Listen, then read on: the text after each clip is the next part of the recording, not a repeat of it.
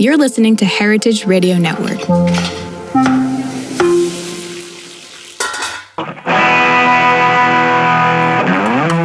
Hi everyone, welcome to Potluck Food Talks.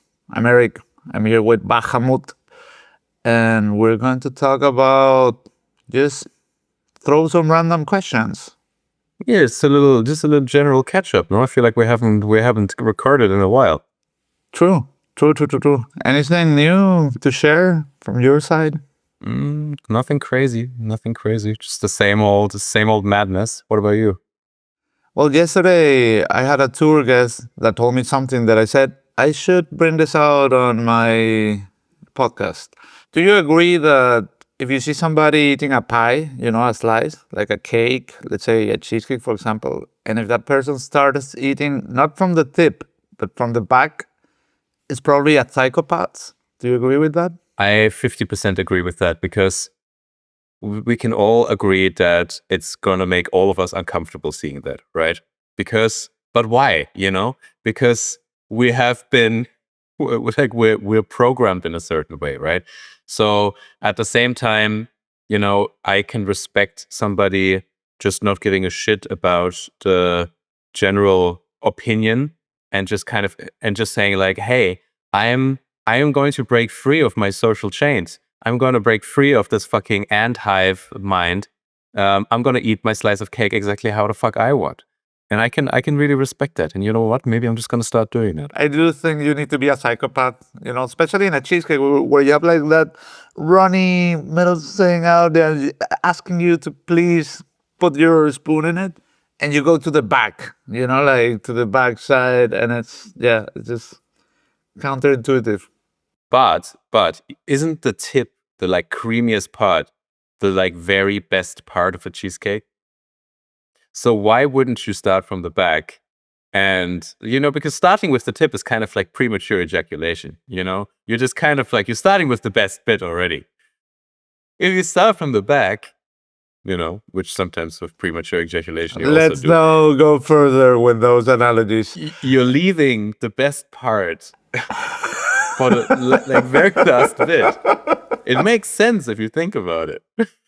So you prepared some questions. Let me go through them. So we wanted to throw some random questions and discuss them. Who's been a major influence that caused a turning point in your career? Do you have anything in mind for that? That caused a turning point in my career. I mean, you wrote that question. I was expecting you to have like a super prepared answer. Like, of course, I know exactly what you mean.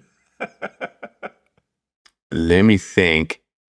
I can think of quite a few, like and probably Mugaritz as a place made like a major turning point, not only in my career, but I would say in my life. Like I remember Anthony Bourdain once wrote that going to Mugaritz is a life transforming experience. And I really felt that way. It really changed my way of understanding many things and work. I've heard a lot of people saying that they didn't learn how to cook there, but how to work and approach work. Yes. I really see that. That was one. Also, like head chefs that I had, like in different places where I worked, and especially like people that were really mentally quick, that could solve problems quickly in situations where most people would panic. They would come out with a quick solution right away, like, two plus two is 4. Like it's very obvious. And everybody around is like, how the fuck did you do that? Or how the fuck did you came up with that? Probably my first sous chef in Caracas, a guy called Ruben Martínez. Yeah, because we work in a kitchen with very few resources, and he would just cowboy everything, like no strainer, well, taking a tray with holes and using it as a strainer. No coffee ice cream, well, taking a vanilla ice cream and throwing an espresso and mixing it a la minute. Like this kind of things, like just like that. Like he had done it 100 times before, but of course he hadn't. He was just reacting and knowing that you just want to get out of this situation as fast as you can and see around the resources that you have available and use them. What do you have? What can you use? Okay, coffee, ice cream, punk. No strainer. Okay, a tray with holes, strain. Like that. No oil, just putting a fish inside a vegetable preserved with oil and throwing it to the pan. Because there was no oil that day in Caracas already 20 years ago. Suddenly, there was no oil in the whole city. Like crazy Yeah. stuff you only see in Latin America, man. Yeah, totally. That sort of skill set of like improvising off the cuff is really, really valuable. I mean, you and me, we've shared a couple of situations where we've done that. We've talked about this already also. But it's also something that I don't see in a lot of chefs anymore. Like you see it very, very rarely. This kind of like really adapts, sort of like problem solving kind of thing. It's sort of like, oh, this is happening. I'm gonna jump in. I'm gonna do this. Like when I was in Mugaritz, for example, it was the same thing. I had just come out of Margo, where we were working together, and there were also a couple of situations like that. And everybody would just kind of be sort of like, oh, this is happening, and you kind of sort of like, and it's just like, blah blah blah blah blah blah blah. Oh, why didn't you do this? Why didn't you do that? And you're kind of just like, shut the fuck up and just fucking like do, and you just like Stop crying. you just stop talking. You just jump into action. You're like, okay, what can I do?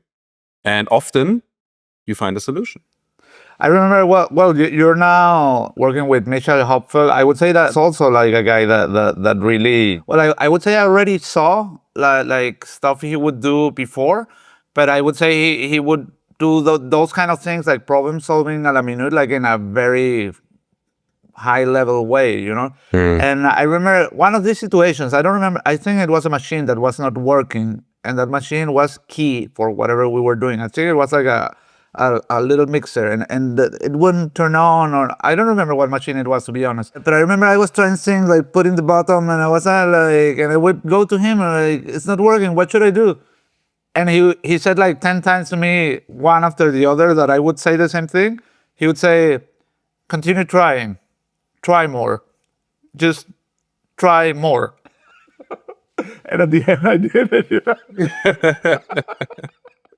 Yeah, Michael Hopfel, also for sure I didn't want to start with him but like for sure one of the big turning points in my career also. I mean, when we worked at Margo together, I have like lots of very good memories of him. Like he was very very out there, he was very full on, gave me a lot of shit.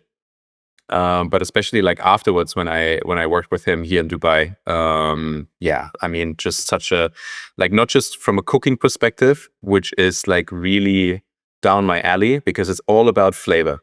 It's all about flavor. Nothing else matters, flavor. And also how things make you feel. Like, how do you feel after eating something? It's not just about like fucking butter and this and that and blah, but like you feel good after eating something, like good. If you go for an omakase tasting menu, you eat 12 courses, you walk out and you feel like shit, you didn't do a good job. I think that's also something that not a lot of people think about.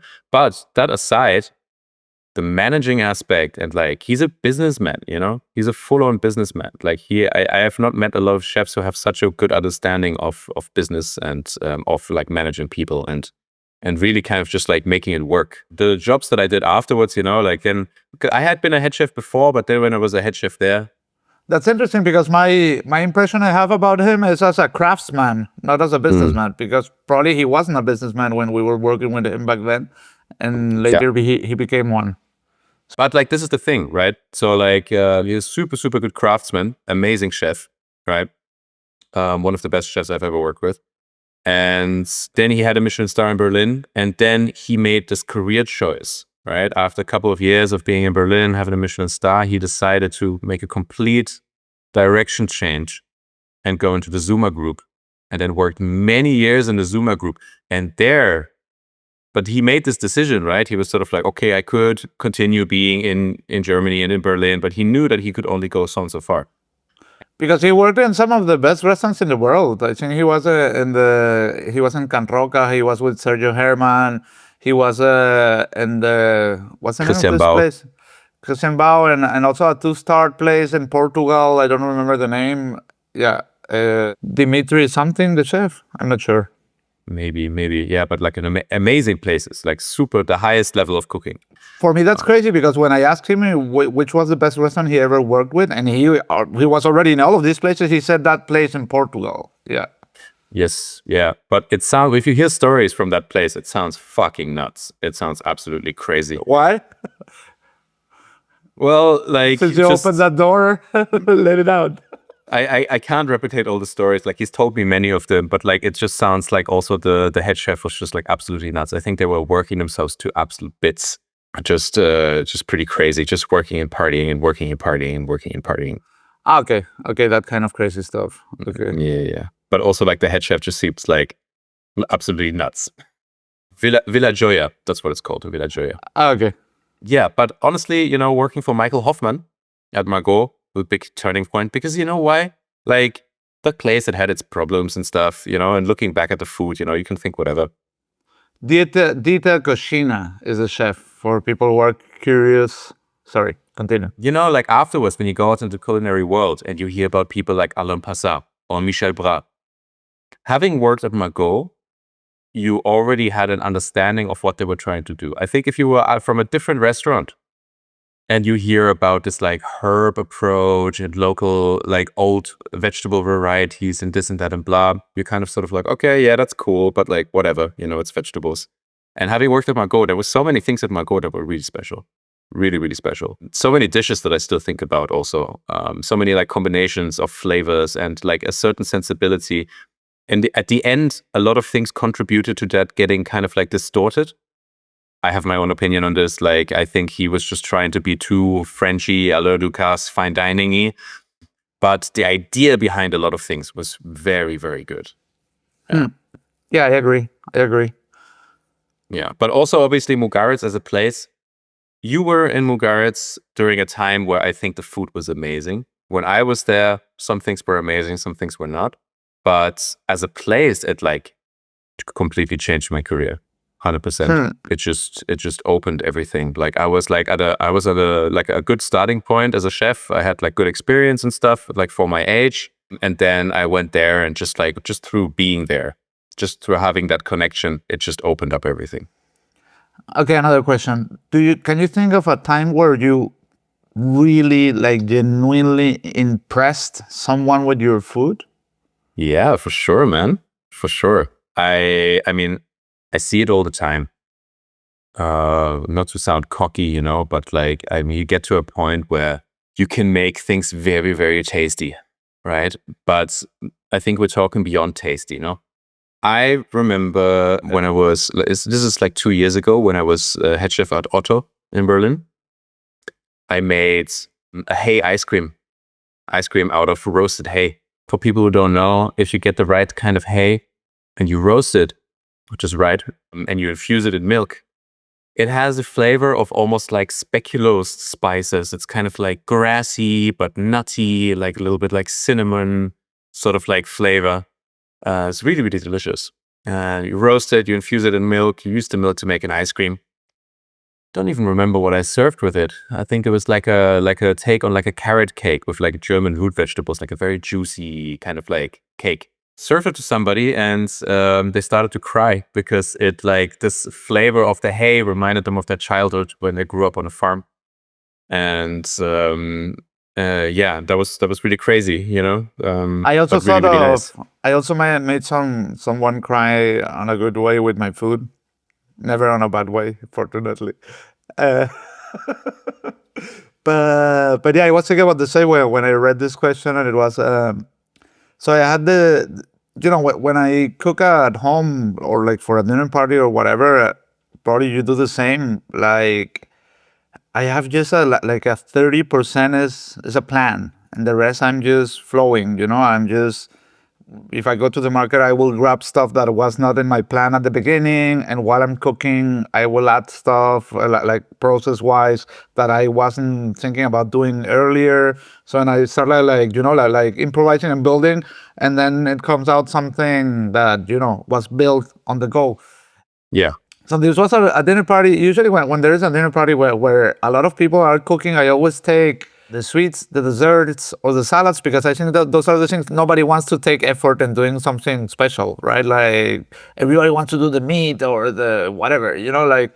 Son, it was this dinner party. I had some very good vanilla banana ice cream that I got from a restaurant, and it was like a very simple dessert. So I just did like a simple chocolate cake with that ice cream. But then at that house we had like a super good like aged balsamic vinegar. And I remember like this idea of doing strawberries with balsamic. So it's kind of like a traditional thing in Italy. So and I did like this strawberry salad to go with that with the ice cream and the chocolate cake. And it had Szechuan pepper, it had this balsamic vinegar, it had the strawberries and the whole thing. And yeah, there were some friends, and there was a couple, and she, as soon as she tried, she started like crying, and I never had that before, and it was like really, really something special. Yeah, it's really cool. It's crazy how food can like have these reactions on you. There's this movie, like some people like it, some people hate it. It's the movie with Bradley Cooper, where he's a chef in London. I think it's called Burnt. And it's like, it's very over the top, it's like about, he's very angry. He's trying to get like Michelin stars. It's like, it's a little bit silly. But there's a couple of scenes that are nice in there, and he's talking about how he wants people to feel when they eat his food. And he says that, when people, like an article comes out and it's sort of like, oh, it's like really excellent. And he's like, that's not enough. I want people to be sick with longing, This like, when we talk about like old school, like gourmet food, where flavor is key.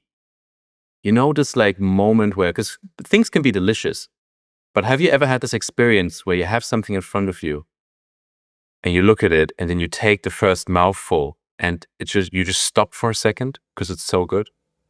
Absolutely, all the time. And you're like, And I feel like you don't get that very often anymore, especially in restaurants, especially in high-end restaurants. It's all like the idea is cool and it looks good and blah. But and it can be delicious. Don't get me wrong. It can be good. But we're not talking like, if we're talking about this level of cooking, we're not talking about good and like very good. We're talking about good and like infinitely above that. This moment of sort of like you take it in your mouth and you're like, oh my God, you melt away. I feel like not a lot of people are really striving for that anymore. Quite a lot in my tours, because the thing about my tours is that the curation, I want to select stuff that I think it's outstanding, right? Like a lot of people, come from, I don't know, cities where the food is not so good, and so they can really be impressed. And I've learned like to leave them, because I'm talking a lot during my tours. I'm dropping info and telling them stuff all the time. But at the moment when they're eating specific dishes that I know, I shut the fuck up and I just leave them, and I see them that they're really tripping on a specific bite, and I leave them and I go away, whatever, to pay the bill or whatever. Yeah. Talking about that, what's your take on music or silence, both in cooking and dining? Look, I made a rhyme. Such a poet. I don't have a particularly strong opinion about it, honestly. I like listening to music while I'm cooking, just because I like to listen to music. I also like having music on in service, like I don't mind there being music. It depends on what kind of music. It really depends what mood I'm in, right? Just as I was listening normally to music. I know a fair few people who would never have that. Just sort of like... Or I've also seen, like, during prep, there's music, but as soon as the service starts, music goes off. I've also seen that. Or I can get behind that.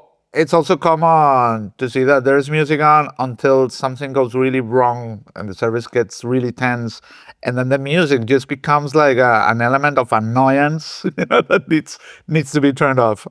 I can understand that. I can definitely understand that. I've never really like felt that. I was kind of like, nah. Like if you get thrown off by a little bit of background music, then like, what are you even doing? It's my opinion, right? So like, it doesn't do any effect on me. I like listening to music. It's kind of keeps me in a flow and stuff like that. But I can also work in silence. Totally fine. In the dining room, I also don't think like Like music can be nice, it can be a little bit annoying, silence can be nice, it can be like, it just depends on the context, but I don't necessarily think that it's crucial for the experience. Okay.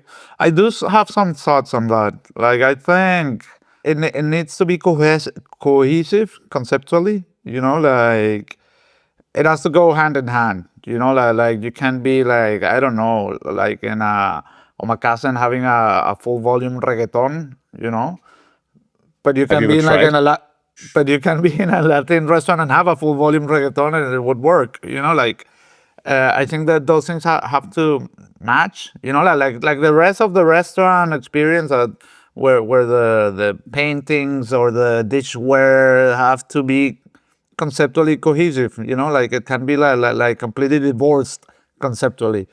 I can think of experiences where the music really played a role in the experience, and it comes to my mind when I was in Mas in Tokyo, this Peruvian restaurant I've talked a few times. And I remember, so the music, I would describe it like as kind of like psychedelic. It was kind of like trippy, that you felt you were getting into, I don't know, some kind of Amazonian vibe kind of thing, like some kind of ayahuasca trip kind of vibes. Yeah.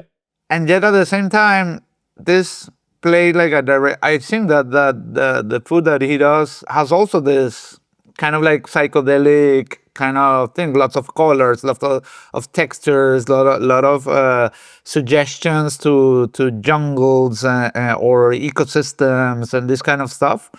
And I think that made completely sense to me. Yeah, like I said, or I remember in places where they would play that like very fast-paced music during, and it was not like, dude, you're eating and suddenly you start like, like like getting an epileptic attack suddenly. And I think this bossa nova vibe kind of things for restaurants should be banned, should be illegal. That's my opinion on those ones, on those bossa nova playlists, chill out Like the study. elevator kind of music, like dun, Exactly dun, dun, that. dun, Exactly. dun, dun, dun, dun, dun. I hate that shit. I really hate it. Yeah, see, I don't mind. I don't mind. Like, it's for me, it's kind of like whatever, I often, I feel like it can play into it a lot, like you say, like with the thing at Mass. I totally get that, but I'm never really like, unless it's like really bad. The other day, I was in our restaurant in here in Dubai, and I was standing at the pass, and I was like looking up. I was like, what kind of fucking music are we playing right now? It was such a bizarre, weird sort of like house techno thing, but like really kind of like creepy circus music. And I was like, this is the vibe that we want to give people? Like, I'd walk into a restaurant and I hear that for sort of music, I'd turn around and walk the fuck out. This is something I've heard you. What was I going to ask? Yeah. Okay, I have it. This is something I've heard opinions of you on this topic, and maybe you could elaborate on that. How has your perception on the concept of fine dining changed along the years since you begin cooking and today? What was it then? What is it now? And what happened on the way? When I started cooking, I knew I wanted to be in fine dining because I wanted to cook at the highest level with a lot of expression. That's what I wanted. And it seemed like the most free form and the highest level of things. And in the beginning, you don't really know what anything fucking means, right? Like you look at a restaurant and you look at food and it's just like one thing. You can't look behind the curtain, right? And then you start cooking, you realize that there's lots of things that play a role into it. And then you go into different restaurants and you see that the differences between like different cooking styles. And I had a big turning point when, I don't want to throw shade on Mugaritz endlessly, but I had a big turning point when I was at Mugaritz because Basque cooking is amazing, right? Like the food that you find in the Basque country is some of the most impactful that I've ever encountered. Just like in Japan, right? Where you find places that do certain things that you eat and they really make you stop. And so I was doing all this like super, very brainy theoretical food. But even as a young chef, I was kind of like, certain dishes, there were a couple of dishes where I was like, what the fuck are we doing here? You ask yourself that, and then you work like a fucking animal, right? You work 5.5 days a week, all day long. You're just running like an idiot. And then you go out on your day off and you go to like some small grill house, right? Where there's like, there was a Sidrería really near to the Stagiaire house between Urnieta and Lasarte. And the guy behind the grill that owned it is called, you can guess it, Jose Mari. Ah, okay. I was expecting Michel. No, no, Jose Mari. And this, like, he was just like grilling there. It was so low key. Like his family, there was like the big kitchen with the grills, you know, the like saw to saw the chuletas from the half cow, a big wooden table. His family would often sit there, peel potatoes, cutting like patatas fritas. And the food was amazing, you know, revuelto de bacalao, cocochas, the chuleta, one of the best chuletas I've ever had. It was so good. I used to go there with Kevin a lot. We had a chuleta eating competition at one point, which I very, very, like, crushingly lost. And I wouldn't go. I wouldn't mess with a chuleta competition with Kevin ever. No. I mean, But anyway, he's way bigger than you, man. Like, what were you thinking? No, and I think his determination is just of a different caliber also, you know. It's a mental game. Chuleta eating is at a certain point, it's a mental game. Anyway, and like the food was fucking amazing, you know. And it's this guy in his shirt, he's drinking cider, he's grilling, he's like coming out, laughing, talking to people. And you're like, I've just spent like 70 hours working in a kitchen with 14 other chefs, you know. And like I look at the food that we do, and like, of course it's interesting, of course it's beautiful, but does it have the same impact?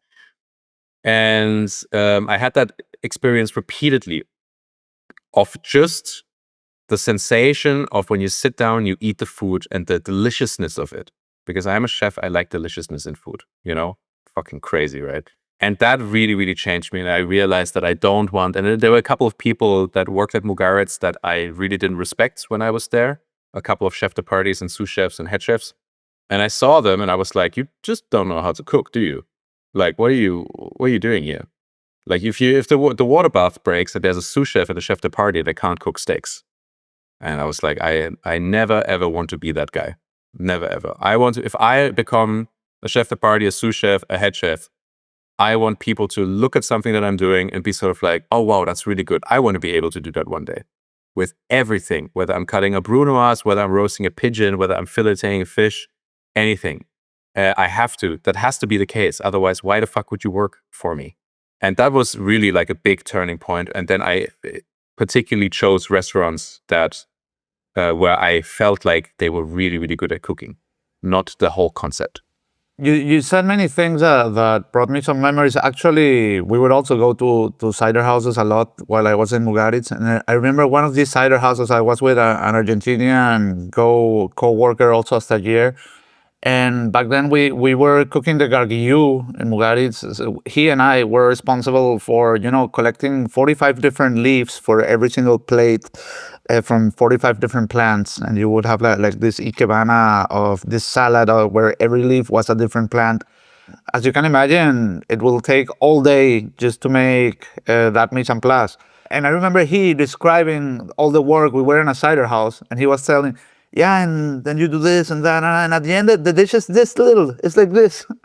And the cider house worker were listening, you know, like they're just listening. They weren't part of the conversation, and they crack laughing like, oh. You fucking idiots. Yeah, absolutely. So, and there are this many things about fine dining that I remember when I started cooking that I was really interested, because I thought, like you said, like it's the highest level and everything. But then when it comes to these things where you see people like spending 3 hours taking I don't know, like a coriander leaf and cutting it in a square to put it on a plate. And at the end of the day, that coriander leaf will taste exactly the same if it's a square or if it's its natural shape that nature wisely created for it. You know, like, and these approaches, these kind of things. I remember also talking with a friend about this, and he asked me, but what do you think about these Italian grandmothers that do the best stew in the world? is that comparable to what you see in a 3-star restaurant? And I was like, yes, but in a 3-star restaurant, they would put like coriander leaves cut and squares on top of that soup to make it like more fine dining, like. And I recently also had like a lot of thought about, you just talked about impact. And we went to Noma together, and that was an impactful dinner. But I think Etxebarri was more impactful because at Etxebarri we had like a 16-course menu, and from the 16 courses, I think about 4 or 5, I can say it's the best steak I've had, the best grilled fish I've had, the best caviar I've had, the best dessert I've had, and there was something else. I remember there were 5 things where I was like, wow, like saying that. And these are big words. Saying best steak or best grilled fish are big words. It's not just whatever. And even if I had like impactful moments at Noma, I think that this have prevailed in my memory because they're touching a note, a reference that I already knew. So it's comparable with all of the other steaks I've ever tried. And at the same time, I think it's I'm for example in art, I always prefer someone that applied wit, and that maybe with just 2 lines generated an aha effect, a moment where you say, oh wow, that's really smart, like, and this person, you only needed like 5 seconds, did like Picasso, 3 lines, and suddenly, wow, that's impactful, and that's something I will remember and I won't forget, or it makes me laugh. And it only took this person 3 lines to make. While when I see another artist that had like all of this elaboration of thousands of years to make a painting, and at the end of the day, I might not even stop to look at it. I will look at it and go to the next one. You know what I mean? And I think for me personally, it's a matter of taste. I always find more value in doing a lot with little. For me, it's way more interesting. And I think that's something that, well, at the end of the day, Etxebarri is fine dining too. It's not like it's like a cider house, It's a Michelin starred place, and you get caviar and lobster and so on. But you won't find anything pretentious about it, I would say. Even though these are the finest products, it's unpretentious. It's just respectful and applying high-end technique. But there is no floriture around it. He's not putting and nobody spent like the whole morning preparing some crackers with the shape of a Lego block to put it on top of the plate. And there was a stagiaire that was cutting leaves in square shapes, and spent the whole week just doing that, the whole day, just to make a little mountain of square cilantro leaves. And for me, that was from the very beginning like that. I would see that, and for me, it was bullshit. When I would see the things, I was like, what's the purpose of this? Like, I don't get it, And that's my opinion on fine dining. And I do enjoy going to a fine dining restaurant every once in a while. And for me, it's an impactful experience. And also a joyful experience, enjoying not only the food, but also the setting and the environment, and touching the textures of whatever, of the table and the dishware and everything, or the sounds or the smells or the air and everything. But yeah, I have that clear distinction of visions of basically bullshit and a great experience. By the way, I'm not saying Noma was bullshit. It was probably one of the top meals in my life. I just making this distinction of making something that prevails in your mind. There were, of course, things that even though tasted like nothing else I've ever tried, that I will remember all of my life. For example, that honeycomb kombucha. That's something that we had at Noma, and there were other things that I was like, wow, like, I think it's way more difficult, and I see more merit in doing the best steak in the world than doing something that no one has ever done before. Well, it's just different approaches. I wouldn't say one is better than the other. It's just a matter of taste. No, I think that's really well put, how you've described it, and I completely agree with you. And it's at the end of the day, it's a common thread, in cooking, in art, in music, that the whole idea of doing less, but not just doing less right. Like hitting that perfect note, and that's so extremely difficult. And it's like, there's this really beautiful clip of Marco Pierre White where he's talking about that the really great chefs let Mother Nature be the artist, but there's this time, like, and that's obviously like an opinion, you know, that's like one approach. But there's this like part where he says sort of like, they make it seem so simple, don't they? But it's not, you know? And that's exactly it. It's kind of like the simpleness, doing less, but doing less like exactly right, hitting the nail on the head. And that's so extremely difficult, and it takes so much, because what you're basically talking about is, you know, with this cutting things into squares and stuff, that's superficial, right? It's all superficial things that try to fill out a space where the substantial is supposed to be. And the substantial is the soul of what you're having and the impact it has. Everything else is just fluff. It's just decoration. Yeah, and another analogy, for example, as you know, I love rap music, you know, like, and it's not the same like a rapper that tries to put as many words in 10 seconds as possible and does that, as someone that just uses 3-4 words and is bam, it's impactful and it creates an image and it's memorable and it has like a triple meaning. And, you know, like that's for me what art is about, in my opinion. That's it for this week's episode of Potluck Food Talks. If you like what we're doing, make sure to subscribe to the podcast so you never miss an episode. You can also find us on Instagram and TikTok as Potluck Food Talks. The show airs every Monday.